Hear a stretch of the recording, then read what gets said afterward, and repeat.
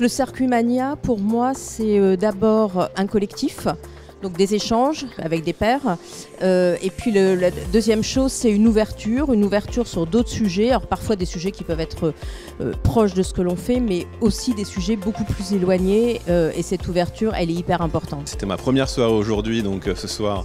Donc je suis ravi d'avoir été invité, d'avoir pu participer à ce premier dîner, encore une fois en compagnie d'une invitée très impressionnante de par ses qualités et de par son expérience qu'elle a pu nous partager. Et moi je n'ai qu'une seule envie, c'est de pouvoir recommencer, de pouvoir redébattre de nouveau et de pouvoir enrichir mes échanges et ma connaissance du métier de DRH avec mes homologues DRH.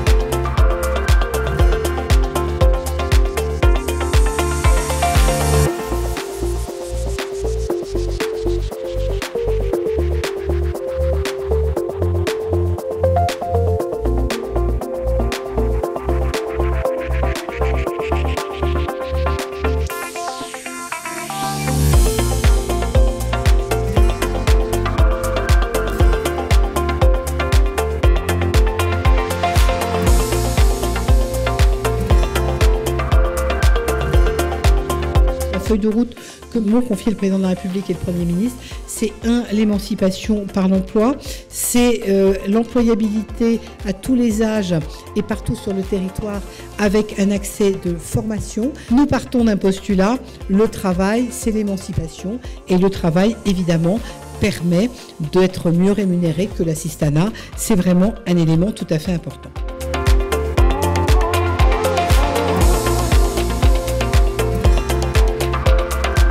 Les dîners du Circuit Mania, c'est toujours des moments passionnants.